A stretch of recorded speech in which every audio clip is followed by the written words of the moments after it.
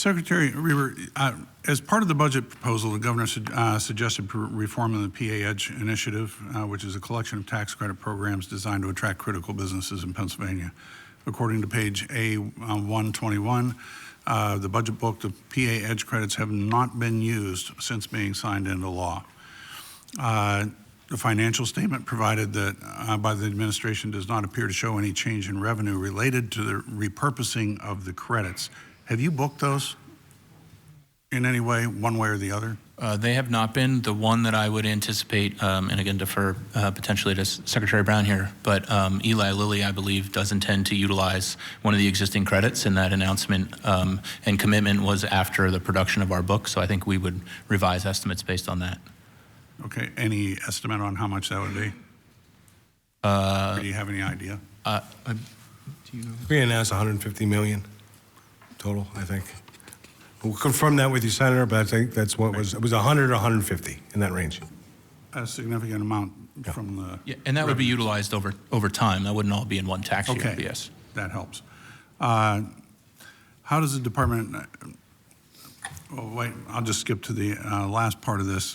Since they have not been used, except for Lilly, can we simply eliminate those credits? Is there any thought towards eliminating them? I mean, they've been around for 4 years now. They have been around, and I believe, as we had proposed, we think it would be a good economic benefit to the Commonwealth to reform them, to potentially provide additional incentives for larger scale projects to locate in Pennsylvania.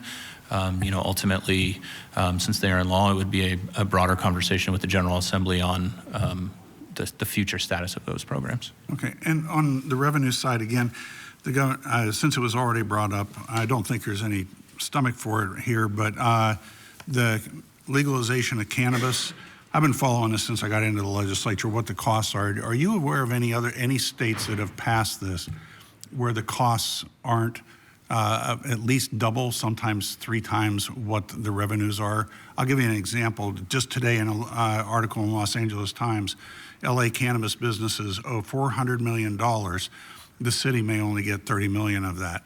The cost of enforcing the legal cannabis, as soon as they set up a legal shop, the business owners are saying that at each street in whichever direction, the 4 corners, somebody sets up an illegal shop, they're mimicking the packaging of the legal product, and the police are overwhelmed. They can't shut them down.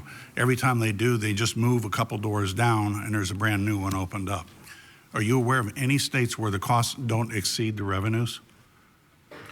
I haven't specifically looked at that, but I do know that there are obviously costs to the Commonwealth being borne right now from an illicit market.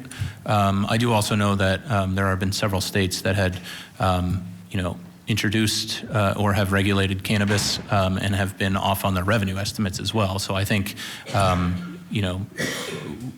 the benefits to the Commonwealth from a choice perspective from individuals, as well as new business opportunities as it relates to the way that we had structured it in the agricultural industry, I think also need to be considered when it comes to those discussions. Well, I think when the costs exceed the revenues and the societal costs as well, I think anybody that's considering this needs to consider all of those factors. Again, I don't know of a single state where the costs don't exceed the revenues. Thank you. If I may, the 100 to 150 number was the entire incentive package that was provided to Lilly. The edge component of that was 50 million over 5 years, 10 million a year. I appreciate that. Thank you, whoever got that. Thank you.